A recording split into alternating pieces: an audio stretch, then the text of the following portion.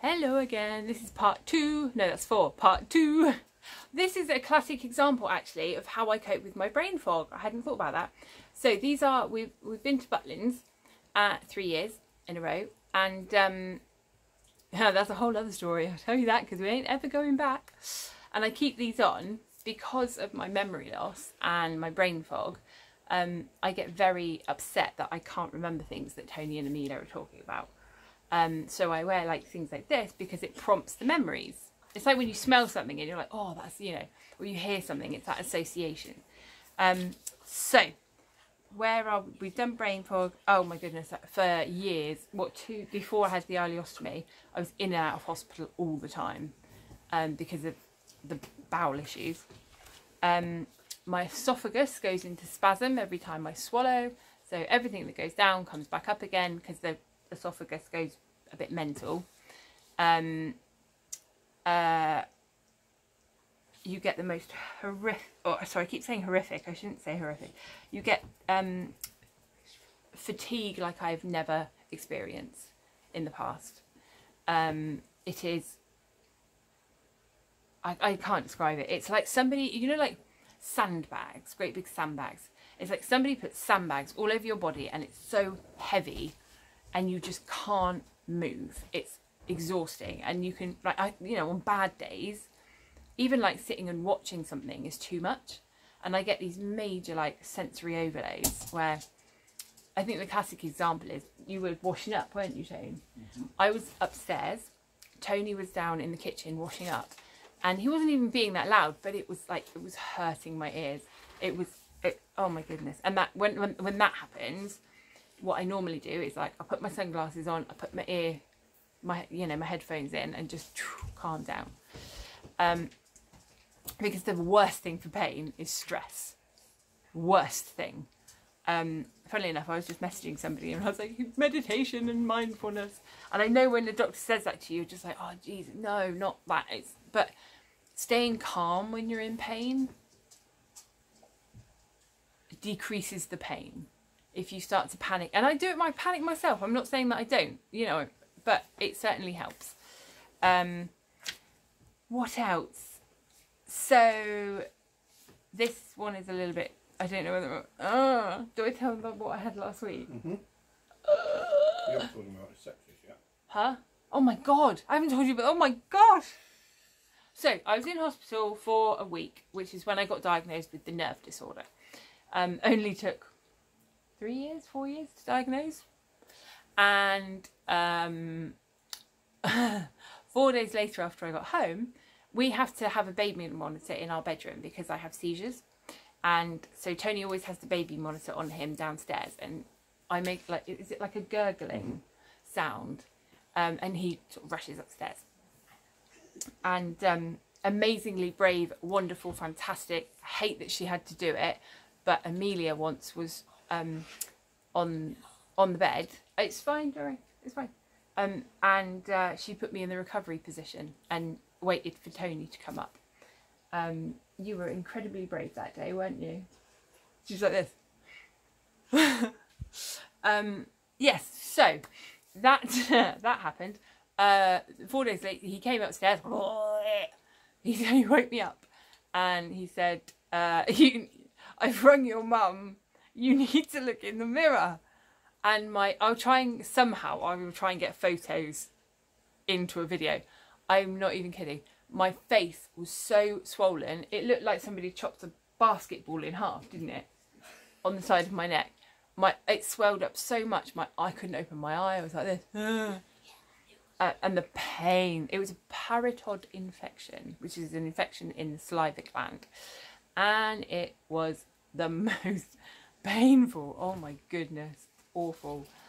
So you had to get an ambulance to hospital? Yeah, so my mum came to look after Amelia. I felt awful. It's the first time ever that Amelia has come into a room and looked at me, and she like physically recoiled backwards.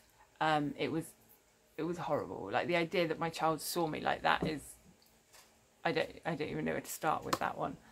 So because it was like over my airwave, when Tony was on the phone with the 999 people, when in the past we've needed them, you ring and they'll say, they'll get to you, blah blah blah. And this time she actually stayed with you on the phone, didn't she? There was no local ambulances available. An ambulance had to come an hour, what's normally an hour, isn't it? From Exeter, which is where I was in the hospital for 6 weeks. So they had to come from Exeter. They did it in half an hour. So they were obviously like blue lights and sirens, because you can't do a journey in half an hour that normally takes an hour. And the operator stayed on the phone with Tony the entire time, because I was having trouble breathing. And so I went into hospital, they did lots of tests, and I was under the care of the microbiologists and the EMTs. Sorry, my brain fog's really kicking in. It just so happened that, 4 days later? So I was in hospital, massive face, really poorly, begging them to let me go home because Tony had to have another tumour removed.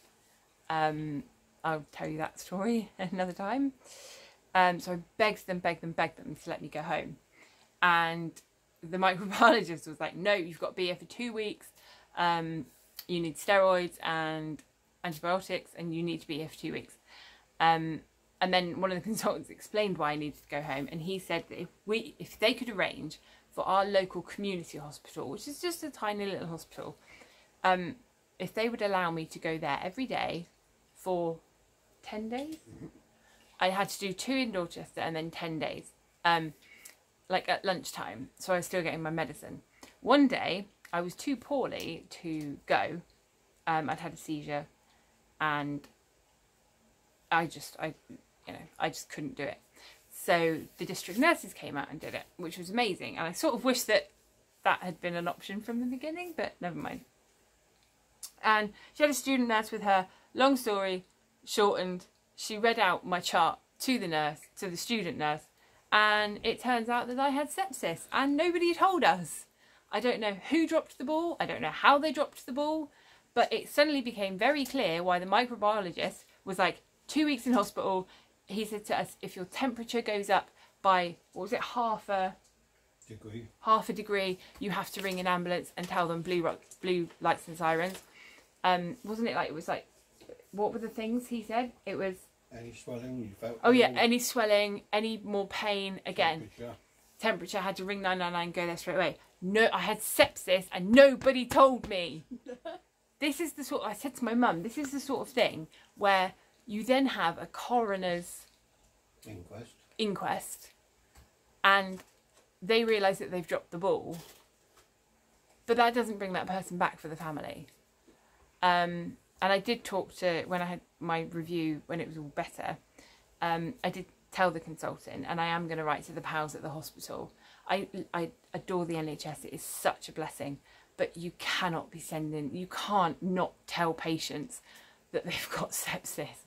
You need to have something like a sheet or something for the nurses and just tick, because for a lot of people as well, I know about sepsis, but for a lot of people, they're not going to have a clue. So there we are. I get insomnia. I get insomnia and pain-somnia. The pain-somnia, as I call it, is when the pain is so bad it keeps me awake all night. And when I say awake all night, I mean all night. And then there's like just regular insomnia, which I've suffered with since I was about 15. Yeah, it's not fun, is it? No. But I can go for like 3 or 4 days. Probably, yeah. 4 is, by the 4th day, I'm on my knees crying tired. But yeah, I can go, it's ridiculous how many hours I can be awake. It's terrible. Sorry, I'm starting to get really jumpy, so I'm going to stop because I think I'm going to have a seizure. All right, I will, it's so lovely to speak to you all again. I will, all my brain's going. I'll speak to you soon. Mwah, mwah, mwah, mwah, mwah.